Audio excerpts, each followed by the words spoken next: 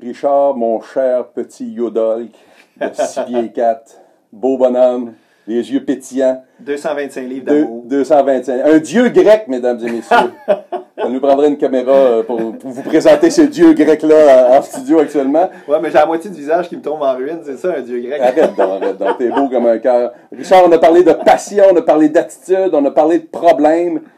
Le bonheur, pour toi, c'est quoi? Oh mon Dieu, le bonheur, là... Appelle-moi Jean, appelle-moi pas Oui, Dieu, oui, c'est vrai, parce que c'est dans ton l'intimité, public. je t'appelle mon Dieu. C'est ça. Puis je te dis aussi, fais-moi mal. Ouais. Non, mais sérieusement, moi, je pense que le bonheur, c'est quelque chose qui s'apprend, c'est quelque chose qui se construit. Mais une chose est certaine, c'est le choix d'être heureux ou d'être malheureux. Moi, à 16 ans, là, ça a été probablement le moment le plus sombre de toute mon existence. Moi, là, d'avoir connu toute cette violence-là, toute cette... Tu sais, de ne pas savoir si tu vas manger tes 3 repas par jour, de vivre dans un environnement hyper difficile avec un paquet de jeunes qui étaient pognés dans le même problème que moi. À 16 ans, moi, je pensais que la vie, c'était un combat. La vie, c'est de la souffrance. Puis finalement, ben, c'est bien plate. Hein? Moi, je suis né dans la mauvaise famille, dans le mauvais environnement. Puis regarde, bats-toi jusqu'à temps que la vie, finalement, arrête la souffrance. Puis j'espérais profondément que cette souffrance-là s'arrête d'une façon ou d'une autre à 16 ans. Ouais. Heureusement, j'ai pas eu le courage d'aller jusqu'au bout de cette volonté-là d'arrêter de souffrir.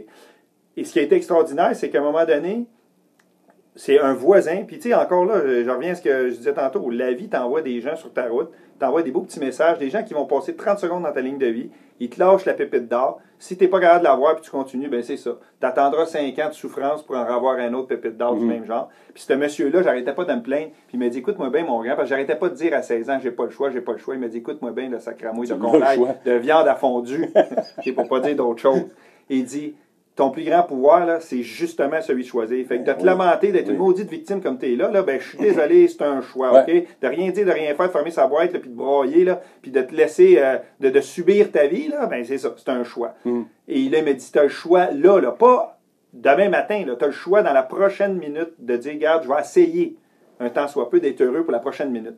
Et c'est comique, hein? J'ai vraiment commencé de même à 16 ans. Là, la minute, c'est devenu, OK, je vais essayer d'être heureux pour la prochaine heure. Puis après ça, là, ma mère, comme je vous expliquais tantôt, était dans les alcooliques anonymes, fait que, ah ouais, pour une journée à la fois. Mais aujourd'hui, là, c'est extraordinaire parce que, au même titre que toi, là, moi, là, shit hit the fan, là, il m'arrive des affaires, des fois, là, vraiment pas désirées, là, de la merde dans ma journée, là. Mais, sur le coup, là, je me pousse pas, là. Je fais comme, what, tabarouette. OK, là, je la sens, là, puis j'y goûte, là. OK, je l'ai dans la face. Mais là, un coup que l'émotion est gérée, là, je me dis, OK, là, je fais quoi? Alors, je fais quoi après? C'est toujours comme ça. Fait que je la subis, ma vie, ou je l'optimise. Puis je te dis, je l'optimise en esthétique. Puis être heureux, là, pour moi, c'est non négociable. Non négociable. Moi, j'ai dans ma philosophie en lien avec le bonheur qu'on ne doit pas chercher le bonheur. Il est là, mais quand il est là, prends-le. Il est là. Est-ce que c'est ça le bonheur? C'est tout ça qu'on est en train de vivre actuellement, le bonheur? Oui. Let's go. On fonce là-dedans. On fonce dans cette ligne-là. Mais chercher, puis tout le temps, essayer de poser les bonnes actions, puis dans le but de chercher le bonheur, moi, je pense pas que c'est... Mais en fait, je vois pas ça comme ça.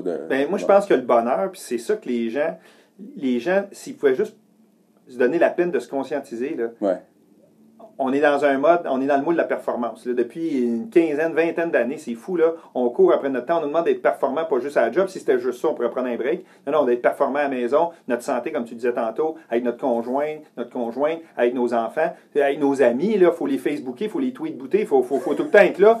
OK, on s'oublie complètement, puis on n'est pas là. On est toujours dans la projection du futur ou on repasse la cassette du passé. Moi, là, ce que j'ai développé à l'âge adulte, c'est de revenir comme quand j'avais 8 ans. À 8 ans, là, j'étais toujours dans le moment présent. J'oubliais d'aller manger, j'oubliais d'aller aux toilettes, j'avais oublié de prendre mon bain. Ça, c'était correct, là. Je savais que je voulais pas y aller. Mais ça a changé, ça?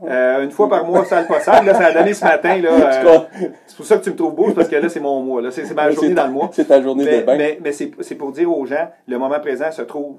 Le bonheur se trouve dans le moment présent. Si les gens pouvaient juste prendre le temps d'arrêter tout de suite. Là, regardez là, ceux qui nous écoutent, qui sont dans l'auto, au travail, n'importe quoi. Là, arrêtez-vous 30 secondes écart, arrêtez de penser à votre souper puis à votre fin de semaine, puis à la grande... Dites-vous, là, en ce moment, là, je suis bien, je suis en sécurité, je suis entouré, j'ai une bonne job, j'ai mangé un matin, tu sais, on est choyé, puis c'est là. Puis c'est là, il faut y goûter. Le bonheur est dans le moment présent. J'adore ça. Ça vient me chercher ce matin que tu mentionnes ça. Le bonheur est dans le moment présent. Puis faites en sorte que votre moment présent se perpétue. Tu as parlé de performance. Le succès, c'est quoi? Le succès, c'est de se découvrir, de se réaliser, puis d'en faire profiter la collectivité. C'est ça, pour moi, le succès. Est-ce que tu en as? Oh oui. Mais il est à travailler à tous les jours. Parce que je peux l'échapper comme mes enfants. Je peux les échapper demain matin. Mais mon plus grand succès à vie, c'est drôle parce qu'au-delà de la carrière que j'ai eue avant puis la carrière que j'ai aujourd'hui, mon plus grand succès incontesté, que ça c'est imbattable, c'est papa. Je pense que c'est ce que j'ai le mieux réussi de toute mon existence. J'étais un bon papa aimant qui inonde ses enfants d'amour puis de reconnaissance, mais qu'en plus les brasse à tous les jours depuis là, ils ont un plus vieux à 21 ans, l'autre à 18. À tous les jours, je m'assure qu'ils soient autonomes, imputables et responsables. Et t'en fais de futurs bons adultes. Là. Je dis souvent qu'être parent est à la fois un privilège et une responsabilité. Si vous n'êtes pas prêt à prendre vos responsabilités, vous ne devriez pas jouir du privilège. Exemple, on vient de déterminer que oui, l'éducation sexuelle revenait au ministère de l'Éducation puis ça va rentrer dans les écoles. J'ai pas de problème à ce qu'ils disent aux jeunes comment mettre des condoms, mais la responsabilité d'un parent, c'est de parler du respect de la sexualité puis de tout ce qui vient avec l'amour autour de ça. Et ça, ça fait partie de la responsabilité parentale. Mais il dit, je suis pas à l'aise de parler de ça. Je m'en fous que tu sois pas à l'aise, c'est assez ta responsabilité. Fait que oui, non délai d'amour, mais effectivement, prenez vos responsabilités. Richard, si tu avais la chance de rentrer dans le stade olympique à Montréal, 65 000 personnes, tu as 30 secondes sur scène, tu leur dis quoi?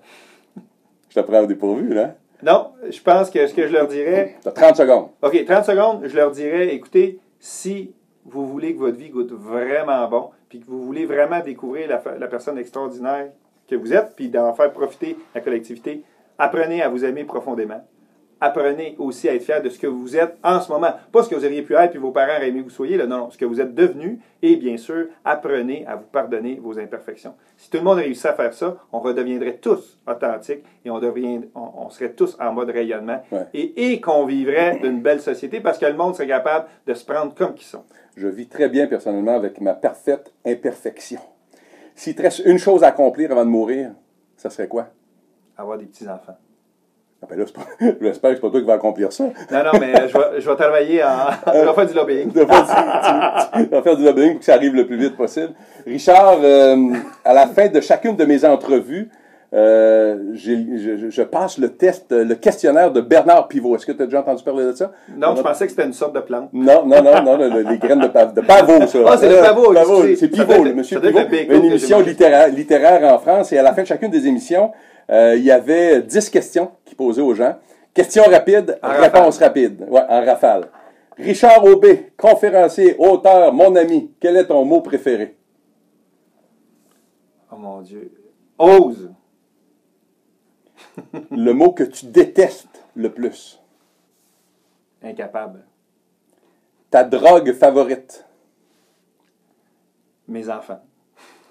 Le son, le bruit que tu aimes le plus? Qui se dit à la radio? Les oiseaux, ouais, je pense que c'est un son que je me suis... Oui, j'adore la fenêtre ouverte. J'adore ça le matin. Les tabarouettes, ils se réveillent toujours à 4-5 heures, là, mais ça, c'est correct. Là. Les corbeaux, mais c'est pas non, les corbeaux, je les tire. Tu peux pas dire ça, tu es un conférencier de non, Tu les attires. Je les attire. Ouais, c'est ça. Le son, le bruit que tu détestes le plus? Une tondeuse. Surtout le dimanche, quand tu fais ton... Non, quand je reçois souper le samedi, je le tuerais. Mais là, je peux pas dire le nom. Ton patois... Non, c'est ça. Ton patois favori? Sacrifice non, pas sacrifice, excusez. Ça, c'est Jean-Marc, ça. Sacramouille de conlaille de viande à fondue, mais c'est parce que ça se dit en un seul mot. Il est tout collé. Non, il est tout collé. OK. Mais quand tu donnes un coup de marteau sur le pouce, c'est ça qui sort, toi? Ouais. Oui, parce que j'essaie de ne pas dire d'autres mots d'église. Devant tes enfants. Le métier que tu n'aurais pas aimé faire. Que tu n'aurais pas aimé faire. Juge à la Cour suprême. Pourquoi? Parce qu'on est dans l'ego, on est dans le... Non, je pense que dans le jugement, c'est là, malheureusement, qu'on se perd. En tout cas, là, je vais faire du Yoda au niveau. Là. Je pense que derrière tout comportement, quelqu'un qui est sain d'esprit, bien sûr, mais derrière tout comportement, il y a toujours une intention positive. Mm-hmm. Mais il y a un besoin à combler, puis des fois, pour le combler, on fait des conneries en tabarouette. L'arbre, la fleur ou l'animal dans lequel tu aimerais être réincarné, si ça existait. Ah, moi, c'est sûr, je serais un chat. Un chat? Ah oui, moi, je suis super affectueux. Est-ce que tu ronronnes? Ah oui, je ronronne, je fais tout et temps. Mais je ne suis pas poilu. Non, ça, c'est trop de détails, ça. Ouais, là, c'est ça. Je pensais à toi qui sortait de la douche tantôt. Richard, tu as la chance d'aller souper ce soir à une banquette. Il y a 4 places, tu en occupes une. Qui sont les 3 autres personnes qui sont avec toi? Ça peut être quelqu'un de vivant, ça peut être Jésus, ça peut être quelqu'un de Michael Jackson, n'importe qui. 3 personnes qui c'est, à part moi, mettons. Oh mon Dieu, mais moi je dis toujours, à tous les repas, on se pogne par le petit doigt, puis ensemble on est invincible. Fait que ma femme, mes 2 gars, là, moi je pense qu'avec ça, je peux tout reconstruire demain matin. Dans le fond, c'est ce qui va me rester en fin de vie. Hein. Le reste, c'est juste de passage. Hein. Si Dieu existe, puis prends ton temps, on n'est pas pressé que tu ailles le rejoindre, là, mais si Dieu existe, qu'aimerais-tu qu'il te dise quand tu vas arriver en haut? Merci d'avoir fait une aussi belle différence dans la vie des autres. Je ne suis pas Dieu, mais je vais te dire merci pareil. Merci beaucoup, Richard Aubé, de cette présence. C'est la deuxième fois qu'on passe plus que de 5 minutes au téléphone ensemble. Le premier, c'était un dîner qui s'est rallongé, un dîner qui a développé cette belle amitié-là. Un dîner avec pas mal d'émotions, si tu t'en souviens bien. On va garder ça pour nous autres, mais c'était une belle rencontre. Puis je tenais à t'avoir comme invité. Ben, merci beaucoup, Richard, d'avoir été là. Merci beaucoup aussi, en conclusion de l'émission, à Pascal Bolduc, des Productions Orchidée, qui est à la recherche de l'émission et la mise en onde de cette émission-là. Pascal va me communiquer tout à l'heure le nom des gagnants, des gens qui sont intervenus directement sur ma page Facebook pour le livre que Richard nous offre. Son livre, d'ailleurs, si vous ne le gagnez pas, allez vous l'acheter. Il est tout juste à côté du mien, chez tous les bons libraires. Donc, le mien, c'est J'ai pas de temps à perdre, et vous? Celui de Richard, c'est Sortez de vos pantoufles de béton, une nouvelle édition, 4e édition. Félicitations, oui, merci. Richard. Et également le gagnant ou les gagnants de la paire de billets de la conférence que je prononcerai à Québec le 4 novembre prochain avec Jean-Marc Chaput, les 2 politiquement incorrects du Québec sur la même scène. Si vous voulez des détails sur cette conférence, vous allez à jeannadeau.net. Et je vous invite, en terminant, à vous lever le derrière, époussez-vous le fond de culotte, passez à l'action, et on se donne rendez-vous la semaine prochaine. Et dans quelques instants, mon amie Suzanne Castonguay, qui nous assistait également ce matin à la mise en onde de l'émission, nous présente l'émission Univers francophone. Bonne semaine tout le monde, au revoir. Merci.